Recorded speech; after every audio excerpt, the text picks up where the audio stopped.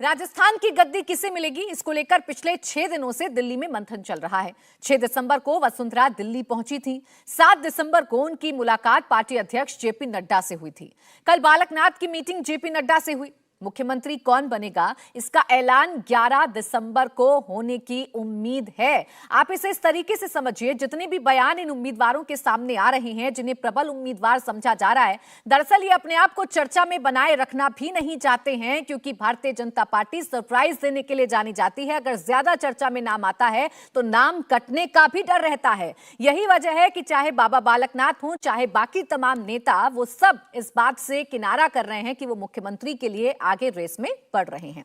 मेरे सहयोगी पवन नारा इस वक्त जयपुर से जुड़ गए हैं ज्यादा जानकारी के साथ। पवन नारा, एक एक करके एक एक नाम पर अगर हम चर्चा करें, सबसे पहले बात बाबा बालकनाथ की कर लेते हैं। कितनी % संभावना है कि बाबा बालकनाथ को राजस्थान की कमान सौंपी जा सकती है?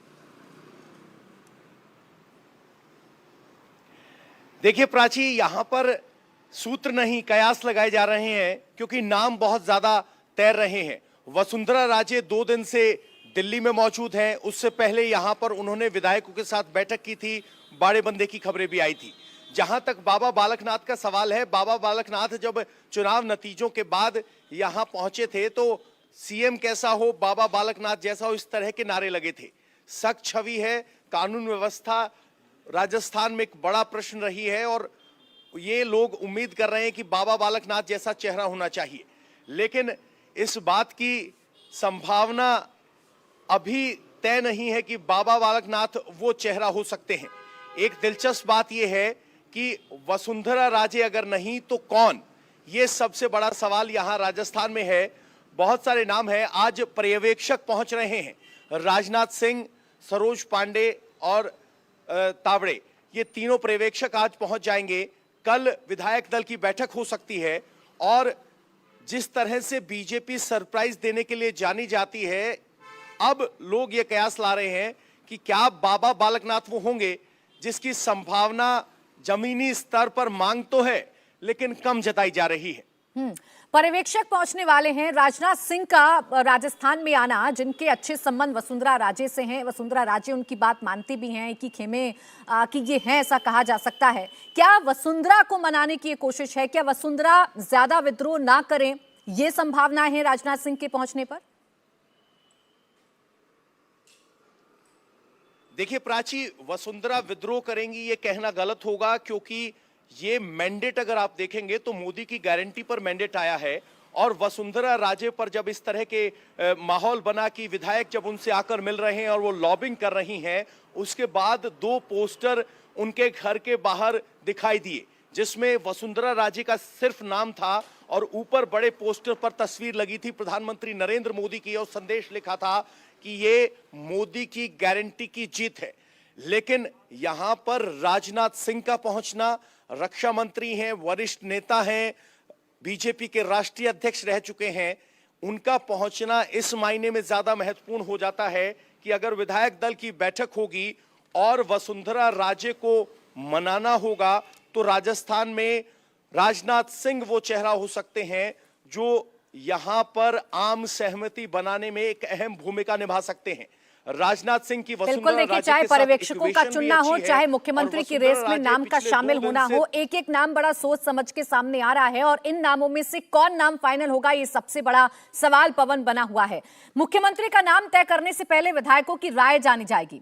इस काम के लिए 3 दिग्गज नेताओं को राजस्थान भेजा जाएगा। इसमें सबसे बड़ा नाम राजपूत नेता राजनाथ सिंह का है। मराठा नेता विनोद तावड़े को भी हालात कंट्रोल करने जयपुर भेजा जा रहा है, जबकि तीसरी ऑब्जर्वर हैं सरोज पांडे, जो ब्राह्मण चेहरे के तौर पर जयपुर में भेजी जा रही हैं।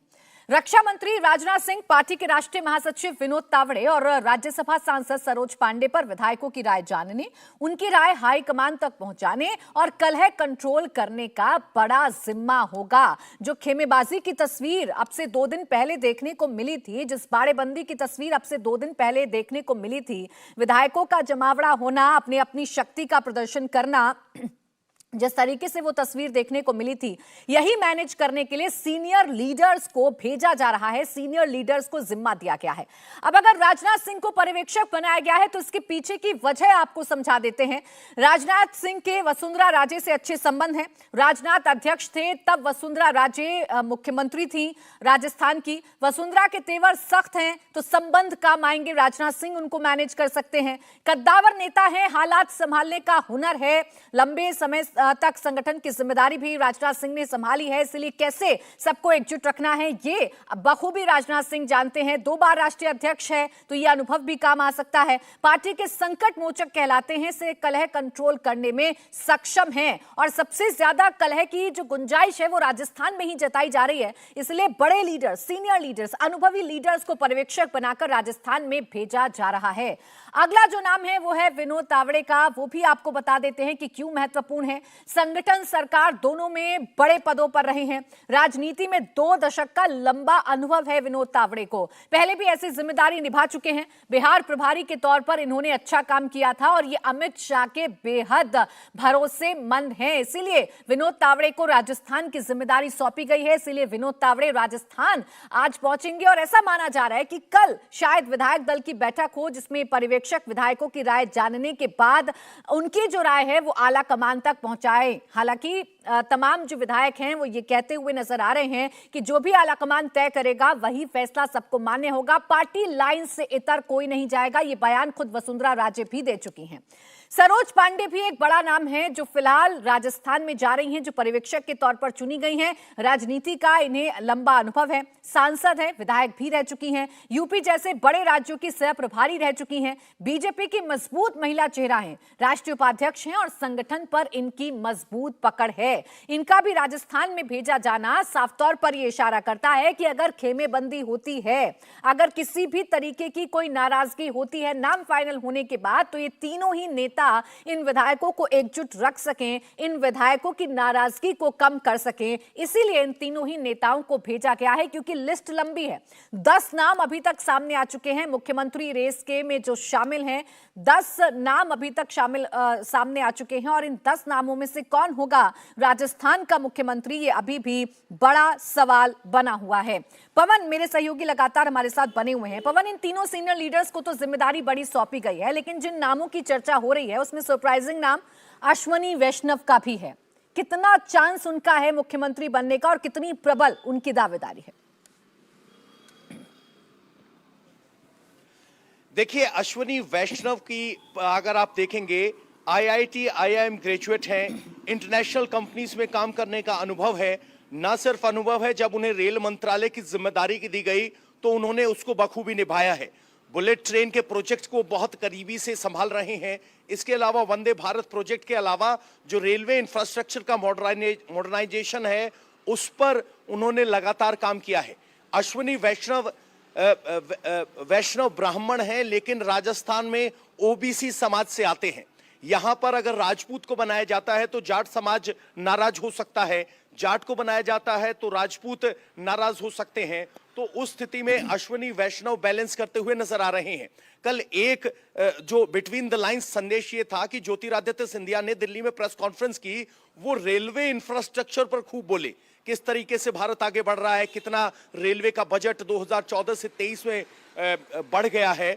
तो अब कयास ये लगाए जा रहे हैं कि ज्योतिरादित्य सिंधिया को रेल मंत्रालय मिल सकता है और अश्वनी वैष्णव को यहां मुख्यमंत्री बनाया जा सकता है। लेकिन ये रीडिंग बिटवीन द लाइंस है, क्योंकि कोई भी नेता, कोई भी सूत्र अभी कम से कम इस स्थिति में नहीं है कि जो दावा कर सके कि मुख्यमंत्री कौन होगा। लेकिन अश्वनी वैष्णव का जो नाम है वो इंटीग्रिटी है, वो सिंसियरिटी है, वो एक्सपीरियंस है, टेक्नोक्रेट है और उन्होंने बिल्कुल पवन, देखिए यही वर्किंग स्टाइल है भारतीय जनता पार्टी का कि जब तक नाम फाइनल नहीं हो जाएगा, जब तक नाम पब्लिक डोमेन में नहीं आ जाएगा, तब तक कोई खुलकर कुछ नहीं कहता। और जो प्रबल दावेदार हैं वो भी अपने दावेदारी प्रबलता से नहीं पेश करते हुए नजर आते हैं। एक और जो नाम है, जो सरप्राइजिंग नाम है पवन, वो सुनील बंसल का है। बीजेपी महासचिव, बड़ी बड़ी जिम्मेदारी वो निभा चुके हैं। राजस्थान में उनकी दावेदारी कितनी मजबूत मानी जा रही है मुख्यमंत्री चेहरे के तौर पर? देखिए, सुनील बंसल उत्तर प्रदेश के प्रभारी हैं। 2014, 17, 22 यूपी के चुनाव में उनकी बहुत महत्वपूर्ण भूमिका थी। बीजेपी के संगठन ने जिस तरीके से उत्तर प्रदेश में काम किया है, तो कयास ये लगाए जा रहे हैं कि वो बहुत महत्वपूर्ण नतीजे उत्तर प्रदेश में देते आए हैं और अगर राजस्थान के 25 के आंकड़े को छूना है तो उनको ये भूमिका दी जा सकती है। लेकिन हमें एक बात गौर करनी होगी, सुनील बंसल जितने कुशल संगठन के व्यक्ति हैं, यूपी के तौर पर यूपी में संगठन का लगातार काम कर रहे हैं और उन्होंने अपने आप को प्रूव भी किया है। देखना यह होगा क्या बीजेपी का केंद्रीय नेतृत्व उनको 2024 से पहले यूपी से हटाकर राजस्थान में मुख्यमंत्री बनाएगा या नहीं, ये सबसे बड़ा सवाल है। क्योंकि उनकी उत्तर प्रदेश की भूमिका बहुत महत्वपूर्ण है, चाहे वो 19 का चुनाव हो, चाहे 22 का चुनाव हो, चाहे 17 का विधानसभा चुनाव हो। उत्तर प्रदेश में उन्होंने संगठन मैनेज करने के तौर पर चमत्कारिक परिणाम दिए हैं। लेकिन उनके लिए सवाल यह है कि क्या 24 से पहले उत्तर प्रदेश से हटाकर उन्हें राजस्थान का मुख्यमंत्री बनाया जाएगा, ये सबसे बड़ा सवाल सुनील बंसल को लेकर है। बिल्कुल, और देखिए इस पर कोई सरप्राइज पे नहीं होना चाहिए क्योंकि बीजेपी सरप्राइज देने के लिए जानी जाती है और ऐसे नाम तय किए जाते हैं भारतीय जनता पार्टी की तरफ से जो कभी कभी रेस में भी शामिल पवन नहीं होते हैं। बात अगर हम महारानी वर्सेस महारानी की कर लें, यानी हम वसुंधरा राजे वर्सेस दिया कुमारी की कर लें, तो इन दोनों नामों में से किसकी दावेदारी आपको सबसे ज्यादा पवन फिलहाल मजबूत नजर आ रही है? किसकी कितने % चांसेस हैं मुख्यमंत्री बनने के? देखिए, वसुंधरा तेरी खैर नहीं, मोदी तुझसे बैर नहीं, ये पिछले चुनाव का नारा था। उसके बाद बीजेपी ने उस नारे से क्यों लेते हुए अब की बार कोई चेहरा डिक्लेयर नहीं किया। प्रधानमंत्री नरेंद्र मोदी ने अपनी गारंटी पर यह चुनाव लड़ा। इस बात में कोई दो राय नहीं कि सबसे पॉपुलर नेता अगर देखा जाए जो फ्रंट रनर हैं, 2 बार की सीएम रह चुकी हैं, उसमें वसुंधरा राजे हैं। लेकिन जिस तरीके के संकेत लगातार मिले हैं कि वसुंधरा राजे का रिप्लेसमेंट होना चाहिए, अगर वसुंधरा राजे होती तो अभी तक नाम तय करना बहुत आसान होता और हो गया होता। तो संकेत यह है कि वसुंधरा राजे नहीं होंगी। अगर वसुंधरा राजे नहीं होंगी तो दूसरी रानी को मुख्यमंत्री या उप मुख्यमंत्री बनाया जा सकता है, क्योंकि राजपूत समाज का प्रतिनिधित्व देने के लिए इन दोनों में से एक बहुत महत्वपूर्ण भूमिका में होगा। इस बात से राजस्थान के जानकार इनकार नहीं कर रहे हैं। दिया कुमारी की बात जहां तक की जाए, उनका नाम भी फ्रंट रनर्स में शामिल रहा है। वो बहुत बड़े मार्जिन, लगभग 70,000 के वोट के मार्जिन से जीती हैं। उनकी एक्सेप्टेंस भी काफी ज्यादा है।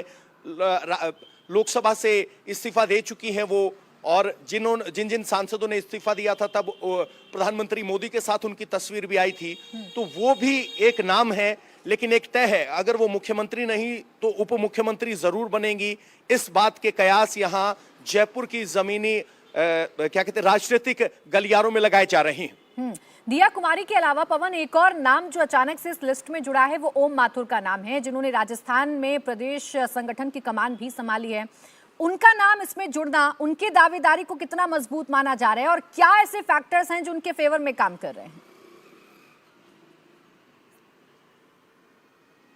देखिए, ओम माथुर अगर आप देखेंगे तो संगठन के आदमी हैं, पर्दे के पीछे रहकर उन्होंने काम किया है।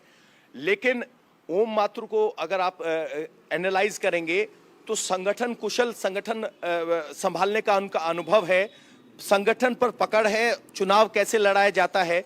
छत्तीसगढ़ के प्रभारी भी थे, वहां उन्होंने नतीजे दिए हैं। लेकिन ओम माथुर अभी तक अगर आप देखेंगे तो संगठन के अलावा और ज्यादा बड़ी भूमिका में वो नजर नहीं है आए हैं। तो अचानक इतनी बड़ी भूमिका में वो आएंगे तो ये एक बड़ा सरप्राइज होगा। लेकिन उनका नाम, उनके कुशल संगठन भूमिका और चुनाव को मैनेज करना, बूथ बूथ पर बीजेपी के लिए वोट सुनिश्चित करना, वो उन्होंने अपनी क्वालिटी डिस्प्ले की है जी। उनका भी नाम है। लेकिन अभी तक उनकी भूमिकाओं को अगर आप देखेंगे तो वो पर्दे के पीछे संगठन में ज्यादा रहे हैं। उसको देखते हुए अगर उन्हें ये भूमिका दी जाती है तो ये बहुत बड़ा सरप्राइज होगा।